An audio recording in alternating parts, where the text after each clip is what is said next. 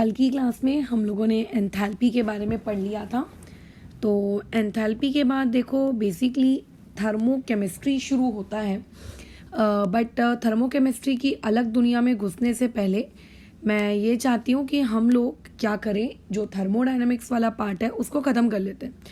तो जैसे आपने फर्स्ट लॉ ऑफ थर्मोडायनेमिक्स पढ़ा, आपको सेकेंड लॉ ऑफ थर्मोडायनेमिक्स पढ़ना पड़ेगा और एक थर्ड लॉ ऑफ थर्मोडायनेमिक्स है, आपको वो भी पढ़ना पड़ेगा। बट उन सब चीज़ों में घुसोगे, जानोगे, करोगे तो सेकेंड लॉ की जो शुरुआत होती है ना, दो टर्म से होती है। पहले तो हम उन दो टर्म्स को समझेंगे और फिर सेकेंड लॉ ऑफ थर्मोडायनेमिक्स में गृह प्रवेश रखेंगे। क्या है वो दो टर्म्स जिनके आप मैं बात कर रहे हैं? That terms are spontaneous and non spontaneous reaction. पहले तो मैं तुम्हें एक बात बता दूं कि जिस दिन तुम लोगों को मैंने फर्स्ट लॉ ऑफ थर्मोडायनेमिक्स बताया था तो मैंने तुमसे क्या कहा था कि जो फर्स्ट लॉ ऑफ थर्मोडायनेमिक्स होता है इसकी बोलो क्या होते हैं, इसके कुछ ड्रॉबैक्स होते हैं, कुछ लिमिटेशंस होती हैं।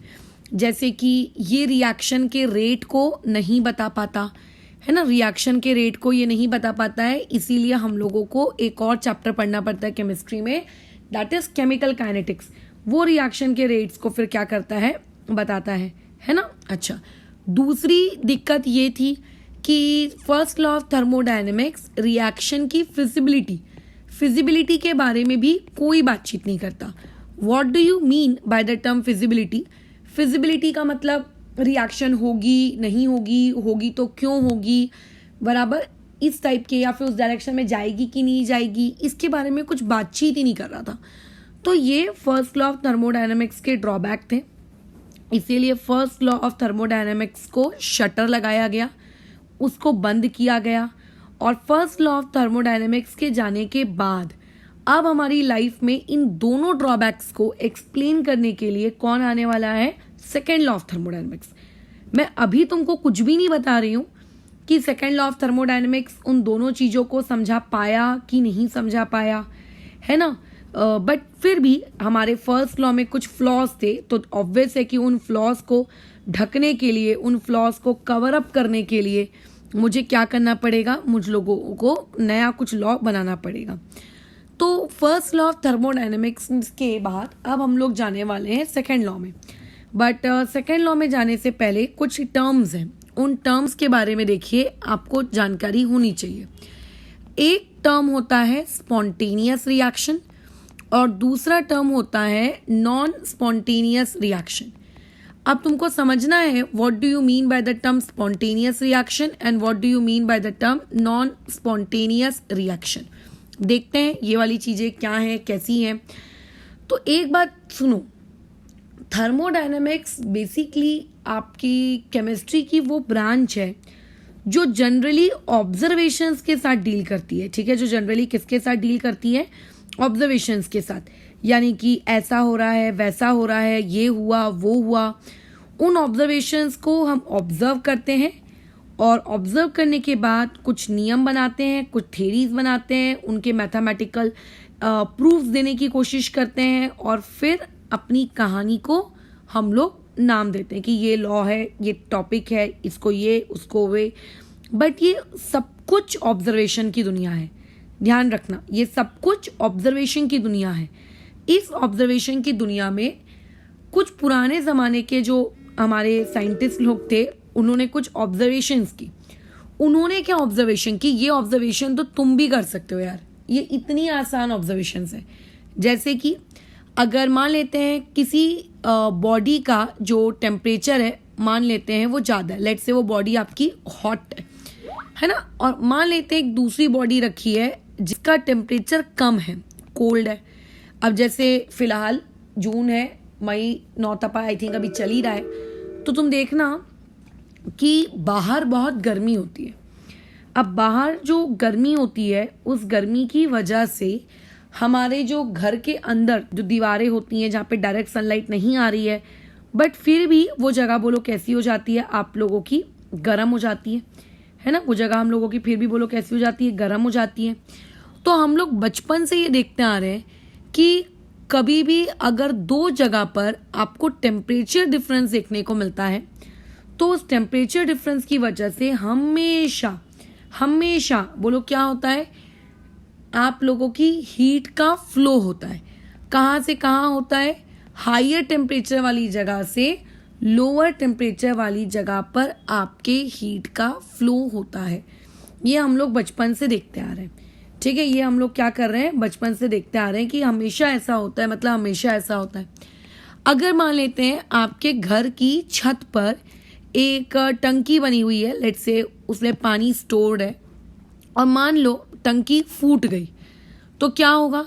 अगर टंकी फूट गई तो उसका जो पानी है वो नीचे ग्राउंड यहाँ गिरना शुरू होगा, ना कि फवारे के जैसे ऊपर जाएगा हवा में। ऐसा तो होगा नहीं ना, वो ग्राउंड की तरफ गिरता है।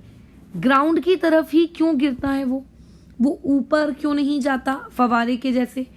तो इससे ये समझ में आता है कि पानी का जो फ्लो है वो हायर लेवल से बोलो किसकी तरफ रहता है, लोअर लेवल की तरफ रहता है। चलो देखते हैं और देखते हैं, और बताओ और क्या कहानियां है, और भी कुछ सुना है क्या? हाँ, एक चीज और सुनी है कि मान लेते हैं एक बॉटल है, ठीक है, इत्र की। परफ्यूम से बेटर होते हैं यार इत्र, अगर बेटर है कि आप इत्र ही यूज़ करो अगर करते हो तो।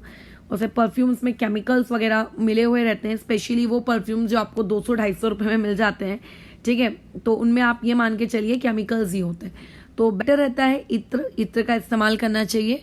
इत्र की एक बॉटल है, ठीक है, आपने वो थोड़ी सी बॉटल से क्या कर लिया बोलिए, थोड़ा सा छिड़क लिया इत्र। तो तुम ये देखोगे कि जहां पर आपके दूसरे कमरे में कोई एक बंदा या बंदी बैठा हुआ है, तो उस इंसान को तुम्हारे उस इत्र की सुगंध आ जाती है ना, वो स्मेल कर लेता है। यानी कि बेसिकली मैं ये कहूँ कि तुम जिस कमरे में इत्र लगाए हो, या फिर मैं ये कहूँ तुम जिस कमरे में परफ्यूम लगाए हो, रूम फ्रेशनर तुमने छिड़का है ना, या फिर मान लेते हैं तुमने अगरबत्ती जलाई है, धूप बत्ती जलाई है, तो होता क्या है कि ऑटोमेटिकली बिना तुम्हारे कुछ किए, है ना, बिना तुम्हारे कुछ किए उस जगह से उस इत्र के, उस परफ्यूम के, उस अगरबत्ती के जो खुशबू होती है, जो स्मेल होती है, वो उस जगह चली जाती है जहां पर कुछ भी लगाया नहीं गया था। यानी कि मैं ये कह सकती हूँ इनडायरेक्टली एक जगह से दूसरी जगह वो ट्रैवल करती है, जिसे कि हम लोग साइंस की भाषा में कहते हैं, जहां पर हाई प्रेशर होता है, उस हाई प्रेशर से बेसिकली वो किसकी तरफ जाना चाहती है, आप लोगों के लो प्रेशर की तरफ जाना चाहती है। अगर मान लेते हैं आपके पास एक रोड है, ये ऐसी, ये मान लो एक रोड है, इस रोड के इस टॉप पॉइंट पे मैंने एक बॉल रख दी, बॉल, तो तुम ये देखना ये बॉल हमेशा नीचे लुढ़क कर आना चाहेगी। कभी भी नीचे रखी हुई बॉल क्या अपने आप बिना तुम्हारे किसी तरीके मतलब मेहनत के क्या ये अपने आप ऊपर जाना चाहेगी? क्या नहीं। सो इससे हमें ऑब्जर्वेशंस क्या मिल रही है, जितने भी एग्जाम्पल मैंने आपको अभी बताए, कि सिस्टम क्या होता है, किसी एक पर्टिकुलर डायरेक्शन में फ्लो हो रहा है और दूसरे पर्टिकुलर डायरेक्शन में वो फ्लो नहीं हो रहा है।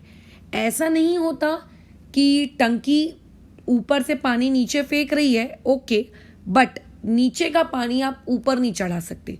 आप नीचे की टंकी का पानी ऊपर चढ़ा सकते हो। ऐसा नहीं है कि अगर कोई ऐसी ढलान वाली रोड है तो उससे आप सिर्फ ऊपर से नीचे आ सकते हो।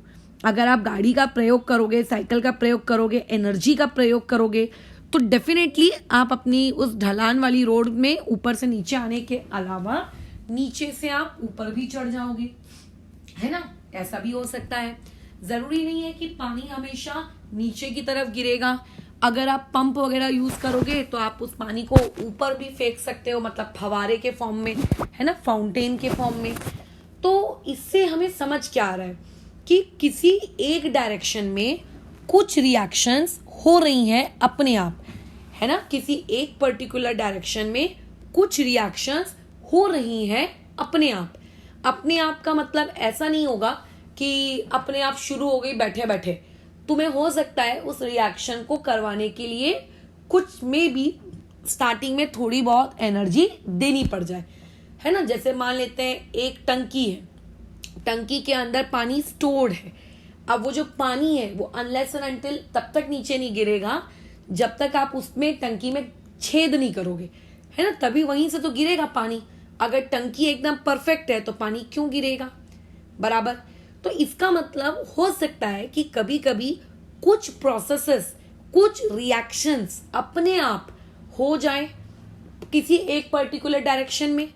हो सकता है कभी कभी आपको उन्हें शुरू करवाना पड़े, बट जैसे ही आप उन रिएक्शंस को शुरू करवाओगे उसके बाद आपको कुछ करने की जरूरत नहीं है, वो अपने आप अपनी क्या करते हैं स्पीड पकड़ लेगी और वो रिएक्शन होती जाएगी होती जाएगी होती जाएगी होती जाएगी होती जाएगी जब तक वो इक्विलिब्रियम मेंटेन ना कर ले। मतलब एक बार शुरू करवाने के बाद आपको उस पे एफर्ट्स डालने की कोई भी तकलीफ नहीं उठानी पड़ती है। जैसे कि कुछ स्टूडेंट्स ऐसे हैं जिनके पेरेंट्स ने उनके बच्चों को स्कूल में एडमिशन दिलवा दिया, ट्यूशन्स में दिलवा दिया, वो बच्चे अपनी किताब खुद खोलते हैं, पढ़ते रहते हैं, अपना खुद पढ़ते हैं, किसी को बोलने की जरूरत नहीं पड़ती। अब ऑब्वियस है कि बचपन में उनका एडमिशन तो लेकिन करवाना पड़ेगा ना, अगर एडमिशन नहीं कराओगे तो पढ़ाई करना कैसे सीखेंगे। तो पेरेंट्स को इनिशिएट करनी पड़ी, बोलो प्रोसेस क्या करनी पड़ी उनको, इनिशिएट। लेकिन जब एक बार उन्होंने प्रोसेस इनिशिएट कर दी तो उसके बाद वो लड़का या वो लड़की अपनी पढ़ाई खुद कर रहा है, खुद सब कुछ मैनेज कर रहा है, उसमें वो उनको पेरेंट्स को इन्वॉल्व नहीं होना पड़ रहा है, बराबर, ठीक है। अच्छा, लेकिन अब कई स्टूडेंट्स ऐसे भी होते हैं जिनके मम्मी पापा टीचर्स को डंडा चप्पल जूते सब लेकर बैठना पड़ता है, पढ़ पढ़ पढ़ पढ़ पढ़, नहीं पढ़ेगा दिया सुट्टा एक। ऐसा नहीं होता है। ऐसा करने पर आप उससे कैसे काम करवा रहे हो, आप उससे जबरदस्ती काम करा रहे हो। जहां पेरेंट्स की नजर हटी, दुर्घटना घटी, वो पढ़ाई लिखाई नहीं करेगा या करेगी, तो ऐसे केस में आप उस रिएक्शन को फोर्सफुली करवा रहे हो। आप उसको जब तक एक्सटर्नल प्रेशर या फिर एक्सटर्नल एनर्जी जब आप दे रहे हो तभी वो काम हो रहा है। एज सुन एज पेरेंट्स ने या टीचर्स ने उस एक्सटर्नल एनर्जी को देना बंद कर दिया, वो लड़का या वो लड़की ने काम करना भी बंद कर दिया। तुम्हारी खुद की क्लास में ऐसे बहुत सारे एग्जाम्पल्स होंगे, है ना, हो सकता है तुम खुद भी उन्हीं एग्जाम्पल में से कोई एक हो।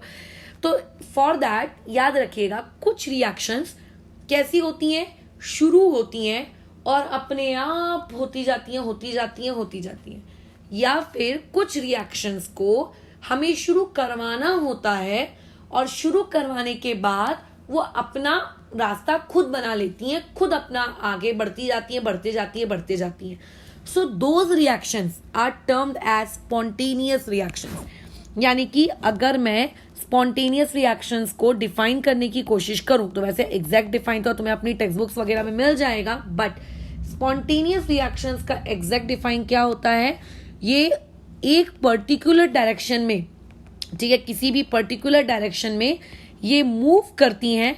अब मूव करने के दो तरीके, या तो ये शुरू से ऑटोमेटिकली मूव करेंगी, या फिर हो सकता है ये रिएक्शंस आप इन्हें इनिशियली स्टार्टिंग में आप इन्हें बोलो क्या करवा दो, इनिशिएट करवा दो, और जब आप इन्हें इनिशिएट करवा दोगे तो ये रिएक्शन फिर आगे अपना पाथ खुद बनाती रहेंगी, ठीक है। तब वो बिना अटके झटके, ठीक है, वो क्या करेंगी फिर मूव करेंगी। तो उन्हें हम कहते हैं स्पॉन्टेनियस रिएक्शंस। बहुत सारे एग्जांपल्स हैं हमारी आजू बाजू की लाइफ में, है ना। अच्छा, लेकिन ऐसी कई रिएक्शंस होती हैं, जो रिएक्शंस बोलो कैसी होती हैं, आपकी नॉन स्पॉन्टेनियस रिएक्शंस होती हैं।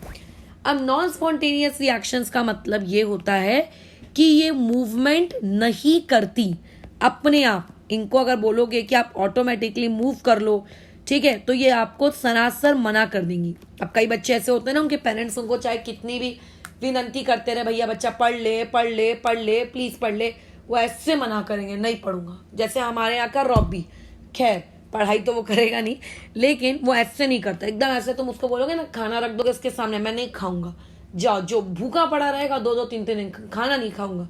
जब तुम उसके पास जाओगे, अपने हाथों से उसके वो खिलाओगे, तब वो पट पट पट पट पूरा खाना खा लेगा। तो ऐसे केस में ऐसी कई रिएक्शंस होती हैं जिनको अगर आप बोलो कि अरे भैया करवा लेना, अपने आप खुद कर ले, एकदम तुम्हारे मुंह पे मना कर देंगी, जा हमको नहीं होना। अच्छा, तुम बोलोगे, जैसे मैं रॉबी को बोलती हूँ, अच्छा चल ठीक है मैं खाना रख दी हूँ, मिक्स कर दी हूँ, मैं तेरे बाजू में भी बैठ जाती हूँ, तो कम से कम खा ले। तो उसमें भी मतलब मैं इनिशिएट कर रही हूँ, एक को और उसको खिला देती हूँ कि चल अब तेरे को खाने का टेस्ट पता चल गया, तो आगे का खाना खुद खा ले। तो इनिशिएट करने के बाद मैं बोलती हूँ अब तू खुद खा ले, अब तू ऑटोमेटिकली कर ले। तो जब मैं अपने हाथ से इनिशिएट करती हूँ तब वो खा लेता है, और जब मैं बोलती हूँ अच्छा मैं जा रही हूँ तुम खुद खा लो, ठीक है, तो वो क्या कर देता है, बोलो मना कर देता है। यानी कि इनिशिएट जब आपने करवाया तब हो गई, और जैसे ही आपने अपनी इनिशिएशन रोकी कि अब चलो तुम खुद खा लो, वो मना कर देगा, मैं नहीं खाऊंगा, भूखा पड़ा रहना है उसने। तो ये जो रिएक्शंस हैं जिनका मूवमेंट तभी होता है जब आप इनको कंटिन्यूअसली क्या सप्लाई करते हो, बोलो आप इनको कंटिन्यूअसली क्या सप्लाई करते हो, एक्सटर्नल एनर्जी सप्लाई करते हो। तो ऐसी पर्टिकुलर रिएक्शंस जिनको हम कंटिन्यूअसली एक्सटर्नल एनर्जी प्रोवाइड करते हैं और तभी वो होती हैं, उन रिएक्शंस को कहते हो नॉन स्पॉन्टेनियस रिएक्शंस। अगर आपने इस एक्सटर्नल एनर्जी का सोर्स आपने स्टॉप किया तो ये रिएक्शन होना इमीडिएटली, बोलो कैसी हो जाएगी, आप लोगों की स्टॉप हो जाएगी। ध्यान रखिएगा इस बात को, इमीडिएटली बोलो क्या हो जाएगी, स्टॉप हो जाएगी। तो ऐसे केस में नॉन स्पॉन्टेनियस रिएक्शंस कौन है? अगर आप एक हिल में अपनी गाड़ी चढ़ा रहे हो और गाड़ी को तुमने बूम बूम एक्सलरेट करना बंद कर दिया, या फिर लेट से क्या कर दिया, पैडल मारना बंद कर दिया, अगर साइकिल चला रहे हो, तो क्या तुम्हारी गाड़ी ऑटोमेटिकली ऊपर चढ़ती जाएगी? क्या नहीं, तुम उसी पॉइंट से वापस धम धम धम धम धम धम धम धम नीचे गिरना शुरू। तुम पानी चढ़ा रहे हो ऊपर टंकी में, तुम क्या करोगे, मोटर ऑन करोगे, जैसे ही तुम मोटर ऑफ करोगे पानी ऊपर चढ़ना बंद हो जाएगा। So these reactions are termed as non spontaneous reactions. मैंने अभी जो तुमको एग्जांपल दिए ये नेचर की कुछ रिएक्शंस दी, नेचर की कुछ रिएक्शंस। अब बात तो मैडम केमिस्ट्री की हो रही है, तो आपको तो एग्जांपल केमिस्ट्री के टर्म्स में देना चाहिए। तो खैर हम आगे पढ़ेंगे केमिस्ट्री के टर्म्स में केमिकल रिएक्शंस भी, बट इससे कम से कम हमें समझ तो आ गया कि देयर आर फ्यू रिएक्शंस जो आप लोगों की क्या होती हैं, spontaneous, and there are few reactions जो आप लोगों की क्या होती हैं, नॉन स्पॉन्टेनियस। ये है कि तुम्हें स्पॉन्टेनियस और नॉन स्पॉन्टेनियस रिएक्शंस के बीच का जो डिफरेंस है ये क्लियर हो गया होगा। अब बात ऐसी है कि कुछ रिएक्शंस आप लोगों की स्पॉन्टेनियस क्यों थी और कुछ रिएक्शंस आप लोगों की नॉन स्पॉन्टेनियस क्यों थी। तो लोगों ने इसके बारे में सोचना शुरू किया, मतलब लोगों ने, मतलब उस जमाने के लोगों ने, ठीक है, क्या करना किया, सोचना शुरू किया, अपने दिमाग पे जोर डालना उन्होंने शुरू किया कि यार आखिर ना ये रिएक्शन को स्पॉन्टेनियस क्यों हो रही है, वो वाली रिएक्शन स्पॉन्टेनियस क्यों नहीं हो रही। बहुत सोचा बहुत सोचा बहुत सोचा उन्होंने। फिर उन्होंने दिमाग लगाया कि चलो एक चीज़ ऑब्जर्व करते हैं। उन्होंने ऑब्जर्वेशन देखी कि जो हॉट बॉडी थी उस हॉट बॉडी के पास बोलो क्या था, ज़्यादा एनर्जी थी, है ना। अच्छा, और जो आप लोगों की कोल्ड बॉडी थी, मतलब जिसका लेट से टेम्परेचर कम था, है ना, उस पर्टिकुलर के पास कम एनर्जी थी। तो उन्होंने ये ऑब्जर्व किया कि अच्छा हॉट से कोल्ड इसीलिए गया क्योंकि आप लोगों के पास वहाँ पर ज़्यादा एनर्जी थी और जहाँ जा रहा है वहाँ पे कम एनर्जी थी। फिर उन्होंने एक और सेकंड एग्जांपल में ऑब्जर्व किया कि अच्छा ये पानी तो टंकी के ऊपर स्टोर्ड है एक सर्टेन हाइट पर, इसका मतलब उस पर्टिकुलर, बताओ उस पर्टिकुलर आप लोगों के इसमें क्या है, बताओ उस पर्टिकुलर हाइट में, बोलो क्या है, उस पर्टिकुलर हाइट में क्या है, बहुत ज़्यादा पोटेंशियल एनर्जी है, बहुत ज़्यादा क्या है, पोटेंशियल एनर्जी है। और जब वो ज़मीन पे गिर रहा है तो ज़मीन में गिरने के बाद उसके पास पोटेंशियल एनर्जी बोलो अच्छी खासी नहीं है, पोटेंशियल एनर्जी उसके पास फिर नहीं है। तो इनडायरेक्टली जहाँ पे हाई एनर्जी है, हाई एनर्जी से बेसिकली कहाँ की तरफ मूवमेंट हो रहा है, लो एनर्जी की तरफ मूवमेंट हो रहा है। तो उस ज़माने के जो पुराने ज़माने के लोग थे उन्होंने ये सोचा कि अच्छा कि अगर कोई भी रिएक्शन स्पॉन्टेनियस होती है तो स्पॉन्टेनियस होने का एक रीज़न होता है कंफर्म, बोलो क्या, एनर्जी। यानी कि एनर्जी वो चीज़ है जो डिसाइड करेगी कि रिएक्शन स्पॉन्टेनियस होगी कि नहीं। यानी कि अगर आपके पास एक रिएक्टेंट है और रिएक्टेंट से आप कन्वर्ट हो रहे हो, किस में कन्वर्ट हो रहे हो, प्रोडक्ट में कन्वर्ट हो रहे हो, तो रिएक्टेंट की एनर्जी बोलो कैसी होनी चाहिए, हाई होनी चाहिए। और जो आपका प्रोडक्ट है, प्रोडक्ट की एनर्जी बताओ कैसी होनी चाहिए, लो एनर्जी होनी चाहिए। तो थर्मोडायनामिक्स वाले लोगों ने ऑब्जर्व किया और कहा कि हाँ फिर ये रिएक्शन होगी हाँ फिर ये रिएक्शन होगी, क्योंकि हाई से हम कहाँ जा रहे हैं, लो की तरफ। ऐसे केस में आप लोगों के उस जमाने के लोगों ने सोचा कि एनर्जी ही एक फैक्टर होगा जिसकी वजह से कुछ रिएक्शंस स्पॉन्टेनियस है और कुछ रिएक्शंस नॉन स्पॉन्टेनियस है, और वो बड़े खुश हो गए कि अरे वाह, हमको हमारा अली बाबा का वो कहते हैं ना खजाना जो भी है वो मिल गया। बट ऐसे कैसे मिल गया, है ना, ऐसे कैसे मिल गया? क्योंकि अभी जो रूल बनाया गया है उसके अकॉर्डिंग अगर आप हाई एनर्जी से लो एनर्जी जाओगे तो रिएक्शंस को स्पॉन्टेनियस कहेंगे। और ये प्योरली एक ऑब्जर्वेशन है, इसका कोई मैथमेटिकल बैकग्राउंड नहीं है, प्योरली एक ऑब्जर्वेशन थी। तो इसका मतलब दैट इज दुनिया में जितनी भी एक्सोथर्मिक रिएक्शंस होती हैं, क्योंकि देखो अगर आप हाई एनर्जी से लो एनर्जी जा रहे हो तो इसका मतलब एनर्जी कम हुई, तो एनर्जी जब कम हुई तो एक्स्ट्रा एनर्जी गई कहाँ? जैसे मान लेते हैं मुझे सैलरी मिली 10 रुपए और घर पहुंचते पहुंचते मेरे पास बचे 6 रुपए, तो 4 रुपए कहाँ गए भाई? खर्च किए होंगे ना मैंने कहीं ना कहीं। तो इसका मतलब अगर मैं हाई एनर्जी से लो एनर्जी जा रही हूँ तो जो बची कुची ही एनर्जी है वो कहाँ गई? तो सिस्टम क्या करता है, वो बची कुची energy in the form of heat बोलो क्या कर देता है, सराउंडिंग में रिलीज कर देता है। ठीक है, कहाँ कर देता है? सराउंडिंग में वो बची कुची energy in the form of heat वो बोलो क्या कर देता है, रिलीज कर देता है ना। तो इसका मतलब आपकी ऑब्जर्वेशन के अकॉर्डिंग तो दुनिया में जो जो रिएक्शंस एक्सोथर्मिक होंगी वही होनी चाहिए, और जो रिएक्शंस एक्सोथर्मिक नहीं है यानी कि एंडो है वो नहीं होनी चाहिए। सही कह रहे हैं हम, यही है। बट ये तो गलत बात है मैडम। क्यों? देखो इसका बहुत ही बेस्ट एग्जाम्पल, यहाँ पे ऑब्जेक्शन रेज होने लगे, लोगों ने ऑब्जेक्शन रेज करना शुरू कर दिया कि भैया ये देखो बर्फ को अगर आप थोड़ी देर के लिए खुला छोड़ोगे, कहाँ पर? अपने एटमॉस्फेयर में, तो बर्फ किस में कन्वर्ट हो जाएगी? वाटर में कन्वर्ट हो जाएगी। और बर्फ को अगर वाटर में कन्वर्ट करना है तो ऐसे में हीट अंदर लेगी, वो अंदर, है ना, वो हीट एनर्जी अंदर लेगी, बाहर नहीं देगी बल्कि हीट एनर्जी अंदर लेगी। यानी कि ये प्रोसेस एक एंडोथर्मिक है। लेकिन बर्फ तो देखो मैडम अपने आप पानी में कन्वर्ट हो गई। तो यानी कि ये तो ऑब्जर्वेशन, ये तो बाय ऑब्जर्वेशन समझ में आ रहा है ना। तुम भी ये ऑब्जर्वेशन कर सकते हो, कॉमन सेंस लगा सकते हो कि ये जो पर्टिकुलर प्रोसेस है, ये पर्टिकुलर प्रोसेस आप लोगों की कैसी है? ये पर्टिकुलर प्रोसेस आप लोगों की एंडो है। आप बाय ऑब्जर्वेशन कह सकते हो, है ना, आप बाय ऑब्जर्वेशन कह सकते हो। लेकिन ठीक है, सॉरी, ये प्रोसेस आप लोगों की कैसी है? एंडो है, एज वेल एज ये आप लोगों की कैसी है? एज वेल एज ये आप लोगों की स्पॉन्टेनियस है। इसका मतलब ऊपर में जो रूल बनाया गया वो तो बकवास रूल है, क्योंकि कोई भी रूल तब कहलाता है जब वो हमेशा वैलिड हो, है ना। तो ऊपर जो मैंने रूल बनाया कि जब हम लोग आइस से वाटर में जा रहे हैं तो देखो रिएक्शन एंडो है, लेकिन देखो ये स्पॉन्टेनियस है। बट हम तो कह रहे थे कि रिएक्शन तभी स्पॉन्टेनियस होगी जब एक्सोथर्मिक होगी। इसका मतलब वो बातचीत गलत है। कुछ ऐसा और एक फैक्टर भी है, ऐसा कुछ और एक फैक्टर भी है एनर्जी के अलावा, जो वो फैक्टर क्या कर रहा है? स्पॉन्टेनिटी को डिसाइड कर रहा है। यानी कि स्पॉन्टेनिटी को डिसाइड करने के लिए सिर्फ एनर्जी काफी नहीं है, एनर्जी के अलावा भी कोई दूसरा टर्म होगा। तो सभी लोग उस दूसरे टर्म की खोज में निकल गए। वो अगेन ऑब्जर्वेशन करना उन्होंने शुरू किया कि ये रिएक्शन स्पॉन्टेनियस है तो यहां से यहां गए तो क्या हुआ होगा, ये रिएक्शन स्पॉन्टेनियस है तो यहां से यहां गए तो क्या हुआ होगा। वो ऑब्जर्व कर रहे थे, जितने पॉसिबल ऑब्जर्वेशन हो सकती सोच रहे थे। फिर फाइनली उन लोगों को समझ में आया। क्या समझ में आया? चलो देखते हैं, वापस से आते हैं अपने ऊपर एग्जाम्पल्स में।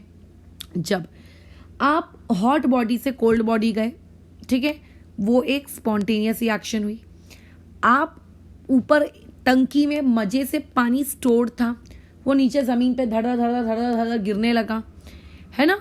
परफ्यूम अच्छे से बॉटल में पैक थी, इधर उधर बाहर मंडराने लगी, फैलने लगी।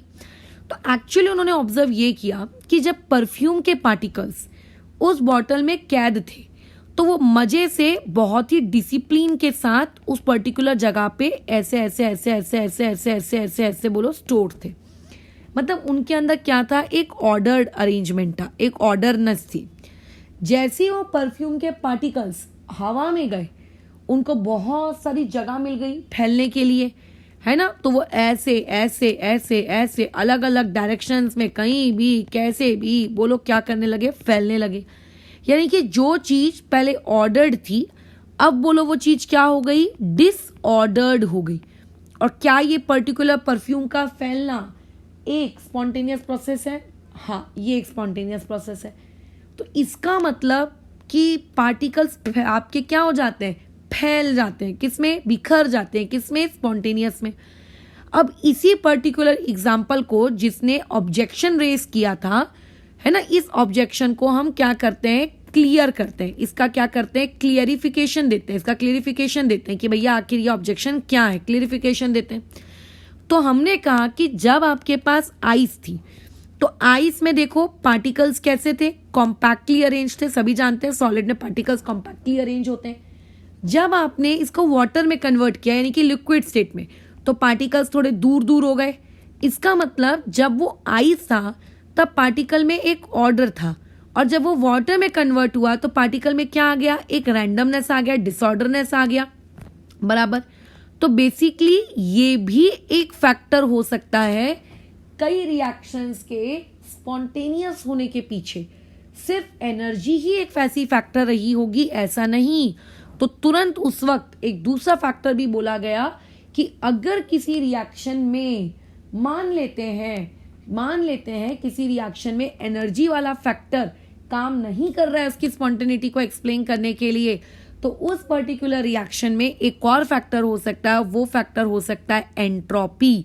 क्या हो सकता है वो फैक्टर? एंट्रोपी। और जो अब तुम बोलोगे मैडम ये एंट्रोपी क्या है, तो अभी अभी जो मैंने तुमको समझाया ना, डिसऑर्डरनेस, रैंडमनेस, इसी रैंडमनेस को, इसी डिसऑर्डरनेस को बेसिकली हम लोग क्या कहते हैं, एंट्रोपी कहते हैं। इसी रैंडमनेस को और इसी डिसऑर्डरनेस को बेसिकली हम लोग क्या कहते हैं, एंट्रोपी कहते हैं। कि ये चीज क्या है बोलो आप लोगों की, एंट्रोपी है। यानी कि अगर किसी भी पर्टिकुलर रिएक्शन में, चाहे वो फिजिकल हो चाहे वो केमिकल हो, किसी भी पर्टिकुलर रिएक्शन में अगर रिएक्टेंट से प्रोडक्ट जाते वक्त आपकी डिसऑर्डरनेस बढ़ रही है, मतलब चीजें डिसिप्लिन से नॉन डिसिप्लिन या अनडिसिप्लिन या इनडिसिप्लिन, जो भी करेक्ट ग्रामर है रख लेना, इनडिसिप्लिन हो रही है ना, ऑर्डर से डिसऑर्डर हो रही है, परफेक्ट से इम्परफेक्ट हो रही है, तो वो रिएक्शंस भी स्पॉन्टेनियस की कैटेगरी में आएगी। ठीक है, वो रिएक्शन भी स्पॉन्टेनियस की कैटेगरी में आएगी। तो हमने कहा कि हाँ, रिएक्शन के स्पॉन्टेनियस होने के पीछे दो लोगों का हाथ हो सकता है। एक हो सकता है एनर्जी का, एक हो सकता है एंट्रोपी का। अभी मैंने तुम्हें एंट्रोपी पूरी डिटेल में नहीं बताई है, बस मैंने तुम्हें इंट्रो दे दिया है कि आखिर एंट्रोपी नामक शब्द का जन्म आखिर हुआ क्यों। क्योंकि जब स्पॉन्टेनिटी को एनर्जी एक्सप्लेन नहीं करवा पाई, तब हम लोगों ने और सोचा ऑब्जर्वेशंस की, और फिर हमने किसका जन्म लाया बोलो, एंट्रोपी का जन्म लाया। But the doubt is madam, ऐसा क्या पॉसिबल है कि किसी एक ऐसी रिएक्शन की बात की जाए जिसमें ना तो एनर्जी डिक्रीज हो रही है, मतलब ना तो आप उसकी स्पॉन्टेनिटी एनर्जी के टर्म्स में एक्सप्लेन कर पा रहे हो, और ना ही आप उस रिएक्शन में उसकी स्पॉन्टेनिटी एंट्रोपी के टर्म्स में एक्सप्लेन कर पा रहे हो। तो मैं कहूंगी यस, ऐसी बहुत सारी रिएक्शंस इवन है। तो इसका मतलब तो फिर आप ये कहना चाह रही हो कि एनर्जी भी फेल हो गई, एनर्जी के बदले एंट्रोपी को लाया गया, एंट्रोपी भी फेल हो गई, यही कहना चाह रहे हो आप? तो मैं कहूंगी यस, मैं यही कहना चाह रही हूं कि अभी आगे जाके हम पढ़ेंगे कि जिस एंट्रोपी के कंधों पे हम इतनी बड़ी जिम्मेदारी रख रहे थे कि जो रिएक्शन की स्पॉन्टेनिटी को एक्सप्लेन करेगी कि ये रिएक्शन स्पॉन्टेनियस है, वो स्पॉन्टेनियस नहीं है, जो एनर्जी नहीं कर पाई, फाइनली आगे की 2 या 3 दिन की क्लासेस के बाद तुम्हें पता चलेगा वो काम एंट्रोपी भी नहीं कर पाई। फिर एक और टर्म इंट्रोड्यूस की गई, ठीक है, फिर एक और टर्म इंट्रोड्यूस की गई जिसका नाम है गिब्स फ्री एनर्जी। ठीक है, और वो जो तीसरी टर्म थी गिब्स फ्री एनर्जी, जो तुम आगे आने वाली क्लासेस में पढ़ोगे, उस टर्म को फाइनली बेस्ट टर्म माना गया जो रिएक्शंस की स्पॉन्टेनियस और नॉन स्पॉन्टेनियस वाले बिहेवियर को प्रॉपरली एक्सप्लेन करती है। तो तुम खुद सोचो, हम लोग क्या डायरेक्टली गिब्स फ्री एनर्जी के कंसेप्ट में पहुंचे क्या? नहीं, हम लोग कैसे पहुंचे हैं? पहले एनर्जी में गए, फिर जब एनर्जी समझा नहीं पाई इस आइस से वाटर वाले एग्जाम्पल को, अच्छा खैर ये तो मैंने एक एग्जाम्पल लिया है, मैं तुम्हें बता दूं आइस से वाटर जाना एक एंडोथर्मिक प्रोसेस है, वाटर से वापस से वेपर बन जाना ये भी तो एक एंडोथर्मिक प्रोसेस है। तो ऐसी और भी प्रोसेसेस हो सकती हैं, ठीक है। मैंने बस एक एग्जांपल लिया, जब वो नहीं समझा पाई तो हमने एंट्रोपी के बारे में सोचा, और जब एंट्रोपी भी नहीं समझा पा रही होगी कुछ रिएक्शंस को तो हमने गिब्स एनर्जी के बारे में सोचा, ठीक है। तो आज की क्लास में हमने क्या सीखा एक बार समराइज कर लेते हैं। What do you mean by the term spontaneous, what do you mean by the term non spontaneous. फिर हमने ये सोचा कि कोई रिएक्शन स्पॉन्टेनियस क्यों हो सकती है। रीजन नंबर 1 एनर्जी, है ना। तो एनर्जी के टर्म्स में बात करें तो अगर रिएक्टेंट से प्रोडक्ट जाते वक्त एनर्जी कम हो रही है ना, यानी कि अगर आपकी रिएक्शन एक्सोथर्मिक है तो उन रिएक्शंस को स्पॉन्टेनियस कहोगे। लेकिन ये तो गलत बात है, अगर एनर्जी कम नहीं हो रही एनर्जी बढ़ रही है तो फिर क्या नॉन स्पॉन्टेनियस हो जाएंगी। तो ये हमारे दिमाग में क्वेश्चन मार्क चला गया। तो उसके लिए फिर हम लोगों ने लेकर आए एंट्रोपी। तो एंट्रोपी क्या है, एंट्रोपी ये बताती है रैंडमनेस। टीचर क्लास में थी, तुम बड़े शरीफों के जैसे बैठे थे, टीचर क्लास में गई, तुम एकदम तितर बितर हो गए, कोई डेस्क पे बैठ गया, कोई जमीन पे लेट रहा है, कोई ब्लैक बोर्ड पे कुछ लिख रहा है। दिस इज इनडिसिप्लिन, और उसी इनडिसिप्लिन उसी रैंडमनेस को हम लोग क्या कहते हैं, एंट्रोपी। तो अभी एंट्रोपी का जन्म हो गया, ठीक है। एंट्रोपी ने क्या कहा कि अगर आप रिएक्टेंट से प्रोडक्ट जा रहे हो और रिएक्टेंट से प्रोडक्ट जाते वक्त अगर मान लेते हैं किसी भी चीज की अगर एंट्रोपी बोलो क्या हो रही है, बढ़ रही है, मतलब रिएक्टेंट में बोलो कैसी थी, लो एंट्रोपी थी, ठीक है। और जब आप प्रोडक्ट में गए तो आपकी एंट्रोपी कैसी हो गई, बढ़ गई। एंट्रोपी बढ़ गई मतलब आपने इनडिसिप्लिन नेचर आ गया आपके अंदर, ठीक है। तो ऐसे केस में जब आप लो एंट्रोपी से हाई एंट्रोपी जाते हो तो एंट्रोपी कहती है कि रिएक्शंस बोलो कैसी होंगी, स्पॉन्टेनियस। बट इसके भी कुछ एक्सेप्शंस होंगे, बट फिलहाल उस एक्सेप्शन को मैं यहां नहीं बता रही हूं, क्योंकि जिस तरीके से तुम्हारी लाइफ में पहली बार इंटरनल एनर्जी आई, जिस तरीके से तुम्हारी लाइफ में पहली बार एंथैल्पी आई, उसी तरीके से अब तुम्हारी लाइफ में पहली बार एंट्रोपी आई। अब पहले हम इस एंट्रोपी का पोस्टमार्टम करेंगे कि आखिर भाई एंट्रोपी तुम हो कौन, वो समझेंगे। थोड़ा बहुत तो अभी इस क्लास में समझ में आ ही गया होगा, खैर कल की क्लास में इसका डिटेल समझेंगे। फिर उस एंट्रोपी का यूज क्या है, सेकेंड लॉ ऑफ थर्मोडायनेमिक्स में उसका यूज है, तो फिर सेकेंड लॉ ऑफ थर्मोडायनेमिक्स पढ़ेंगे। फिर हम क्या देखेंगे, अरे यार सेकेंड लॉ ऑफ थर्मोडायनेमिक्स के भी कुछ ड्रॉबैक्स हैं। फिर उस ड्रॉबैक्स को क्लियर करने के लिए गिब्स फ्री एनर्जी आएगी, फिर गिब्स फ्री एनर्जी को पढ़ेंगे, और फिर थर्ड लॉ ऑफ थर्मोडायनेमिक्स पढ़ेंगे, एंड फाइनली फिर थर्मोडायनेमिक्स खत्म हो जाएगी, ठीक है। तो क्या है सीक्वेंस, फर्स्ट लॉ के ड्रॉबैक्स थे तो एंट्रोपी आई, एंट्रोपी से सेकेंड लॉ ऑफ थर्मोडायनेमिक्स आया, सेकेंड लॉ ऑफ थर्मोडायनेमिक्स के कुछ ड्रॉबैक्स होंगे, गिब्स फ्री एनर्जी आएगी, गिब्स फ्री एनर्जी के कुछ ड्रॉबैक्स होंगे, तो आप लोगों के पास बोलो कौन आएगी, आप लोगों के पास वहां पर कौन आएगी, थर्ड लॉ। बस खत्म हो जाती है। तो फिलहाल इस चीज को यहाँ रोकते हैं, कल इसके आगे हम यहीं से कंटिन्यू करेंगे, वहां पे